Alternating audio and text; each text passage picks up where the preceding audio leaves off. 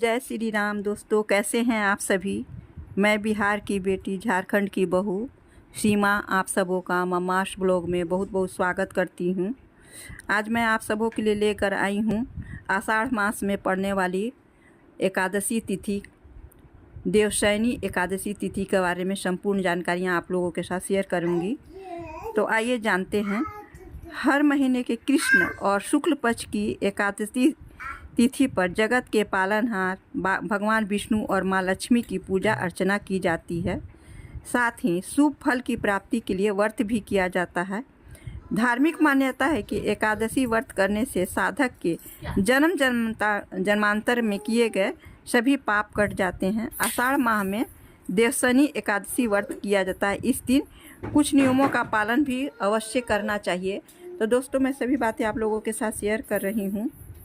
आषाढ़ माह में देवशयनी एकादशी 17 जुलाई 2024 को है। मान्यता है कि इस दिन से भगवान विष्णु क्षीर सागर में विश्राम करने चले जाते हैं और कार्तिक माह में पड़ने वाली देवअठनी एकादशी पर जागृत होते हैं। माना जाता है कि देवशयनी एकादशी पर कुछ कार्यों को करने से हरि नाराज हो जाते हैं। सही बातें उसके बारे में मैं आगे आपको जानकारियाँ दूँगी।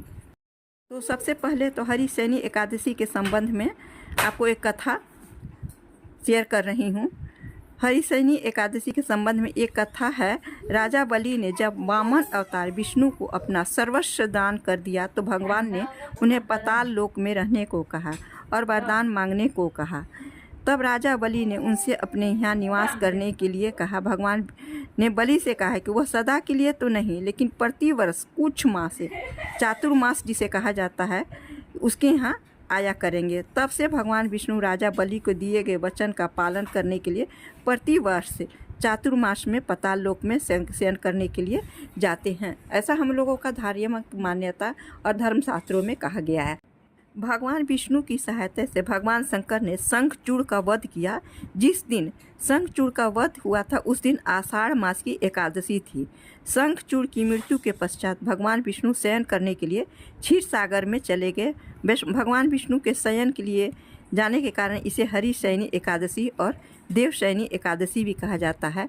इसकी भी एक विस्तृत धार्मिक कहानी कथा हमारे धार्मिक ग्रंथों में दिया गया है, जिसका मैं आप लोगों के साथ शेयर कर रही हूँ। शिव पुराण के अनुसार दैत्यों का राजा दंभ विष्णु भक्त था। विवाह के कई वर्षों पश्चात भी जब उसके यहाँ संतान नहीं हुई थी, उसने शुक्राचार्य को अपना गुरु बनाकर श्री कृष्ण मंत्र प्राप्त किया। इस मंत्र को पाने के पश्चात उसने पुष्कर सरोवर में घोर तपक किया। उसके तप से प्रसन्न होकर भगवान विष्णु ने उसे संतान प्राप्ति का वरदान दे दिया।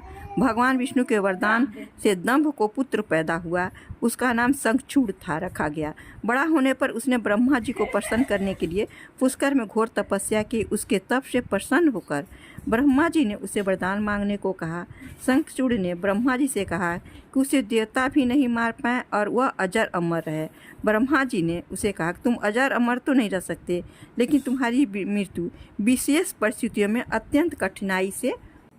वरदान पाकर शंखचूड़ के अत्याचार बढ़ने लगे। हारकर सभी देवता भगवान विष्णु की शरण में गए और शंखचूड़ के अत्याचारों से मुक्ति दिलाने की प्रार्थना की। तब भगवान शंकर जी के पास गए। भगवान विष्णु की सहायता से भगवान शंकर ने शंखचूड़ का वध किया। जिस दिन शंखचूड़ का वध हुआ था उस दिन आषाढ़ मास की एकादशी तिथि थी। शंखचूड़ की मृत्यु के पश्चात भगवान विष्णु शयन करने के लिए क्षीर सागर में चले गए। भगवान विष्णु के शयन के लिए जाने के कारण इसे हरिशयनी एकादशी और देवशयनी एकादशी कहा गया। भगवान विष्णु के शयन के लिए जाने के कारण सृष्टि के पालन का भार भगवान शंकर ने अपने ऊपर ले लिया। देवशयनी एकादशी के बाद सावन मास शुरू हो जाता है, जिसमें शिव पूजा का विधान है। यही समय चातुर्मास का भी होता है, जिसमें साधु सन्यासी एक स्थान पर ही रहते हैं। ऐसी पौराणिक मान्यता है कि चातुर्मास के दौरान समस्त तीर्थ वर्ज में आ जाते हैं। इसलिए इस समय वर्ज की यात्रा करना बहुत ही पुण्यकारी और लाभदायी माना जाता है।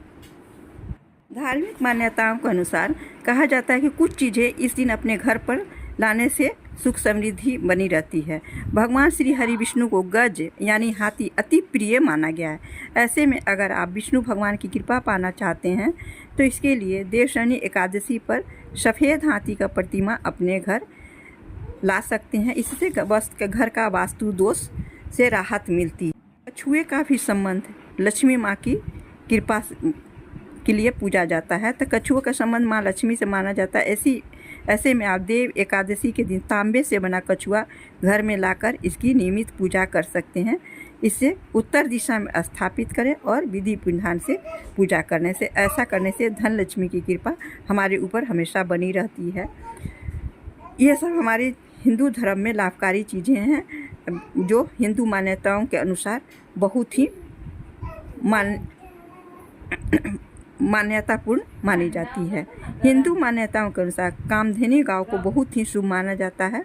ऐसे में हमें एक देवशनी एकादशी के शुभ अवसर पर कामधेनु गाय की मूर्ति को अपने घर में लाने की परंपरा है। ऐसे से घर में खुशहाली बनी रहती है। इसके साथ ही भगवान विष्णु की प्रिय तुलसी भी हम अपने घर में लगा सकते हैं। ऐसे तो सबके घर में तुलसी जी स्थापित होती ही हैं, लेकिन यदि आपके घर में तुलसी न हो तो फिर भी एक तुलसी लाकर अपने बगीचे में या गमले में अवश्य लगा दें, जिससे हमारे घर में पॉजिटिव एनर्जी बनी रहती है। पूजा कैसे करें? इस दिन सुबह स्नान करने के बाद पीले वस्त्र धारण करें, क्योंकि विष्णु भगवान को पीले वस्त्र बहुत ही प्रिय है, क्योंकि प्रभु को पीला रंग बहुत प्रिय है। भगवान विष्णु और लक्ष्मी की पूजा करनी चाहिए। एकादशी व्रत का संकल्प अवश्य लेना चाहिए। किसी भी व्रत को करने से पहले संकल्प अवश्य लें, क्योंकि इससे आपका पूजा संपूर्ण होता है। इसके अलावा धन, अनाज और वस्त्र का दान करना चाहिए। प्रभु के भोग में तुलसी के पत्ते का अवश्य ही शामिल करना चाहिए। देवशनी एकादशी के दिन तामसिक भोजन करने से बचना चाहिए।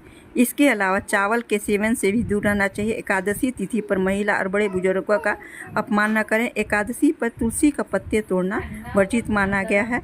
किसी के लिए भी बुरे विचार कभी भी इस दिन क्या किसी दिन भी न लाएं। किसी के बारे में बुरा न सोचें, किसी का बुरा न करें। ऐसी हमारी हिंदू धर्म में सभी के लिए बोला गया है। तो ये सब मान्यताएं हमारे विष्णु भगवान की पूजा के लिए देवशनी एकादशी के दिन आप कर सकते हैं और संपूर्ण फल इसकी प्राप्ति आप लोगों को मिल सकता है। दोस्तों, यदि आप लोगों को मेरा ब्लॉग अच्छा लगा हो तो प्लीज़ लाइक, शेयर और सब्सक्राइब अवश्य करें। हर पर्व के पहले मैं आप लोगों के साथ पर्व के बारे में संपूर्ण जानकारियाँ शेयर करती हूँ। तो इस बार भी मैं देवशनी एकादशी के बारे में आप लोगों के साथ संपूर्ण जानकारियाँ शेयर की है, जिसमें 2 कथा महत्वपूर्ण है। तब बस आज के लिए इतना ही। तब तक के लिए अपना ध्यान रखिए, अपनों का ध्यान रखिए। मिलती हूँ एक नई जानकारी, एक नई पर्व त्यौहार के बारे में आप लोगों के साथ। तब तक के लिए धन्यवाद।